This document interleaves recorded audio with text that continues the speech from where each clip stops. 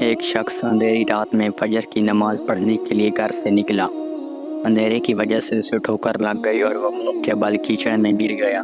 کیچڑ سے اٹھ کر وہ گھر واپس آیا اور لباس تبدیل کر کے دوبارہ مسجد کی طرف چل دیا۔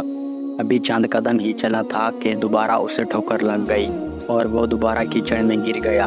کیچڑ سے اٹھ کر وہ پھر دوبارہ اپنے گھر گیا، لباس بدلا اور مسجد جانے کے لیے دوبارہ گھر سے نکلا۔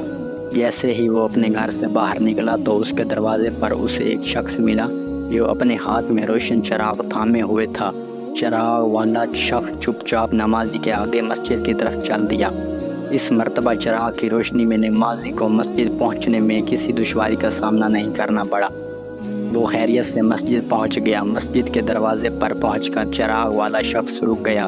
نمازی اسے چھوڑ کر مسجد داخل ہو گیا اور نماز ادا کرنے لگا۔ نماز سے فارغ ہو کر وہ مسجد کے باہر آیا تو چراغ والا شخص اس کا انتظار کر رہا تھا تاکہ اس نمازی کو چراغ کی روشنی میں گھر چھوڑائے۔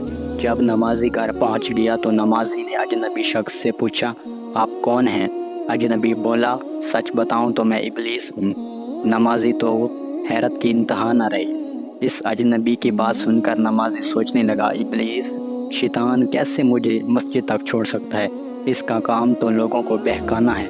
تو اس شخص نے بڑی حیرت کے ساتھ ابلیس سے پوچھا، تجھے تو میری نماز رہ جانے پہ خوش ہو جانا چاہیے تھا، مگر تم چراغ کی روشنی میں مجھے مسجد تک چھوڑنے آئی۔ ابلیس نے جواب دیا کہ جب تمہیں پہلی ٹھوکر لگی اور تم لباس تبدیل کر کے مسجد کی طرف پلٹے تو اللہ تعالیٰ نے تیرے سارے گناہ معاف فرما دیے۔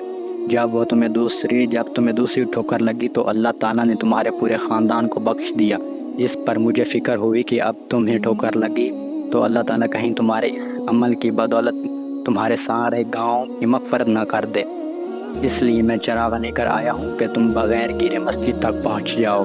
اس شخص نے جیسے ہی یہ بات سنی تو اس نے اللہ تعالیٰ کی بارگاہ میں اپنا سر جھکا کر اللہ کا شکریہ ادا کیا۔ تو دوستوں، یہ ہے ہمارے رب کی شان۔ سبحان اللہ۔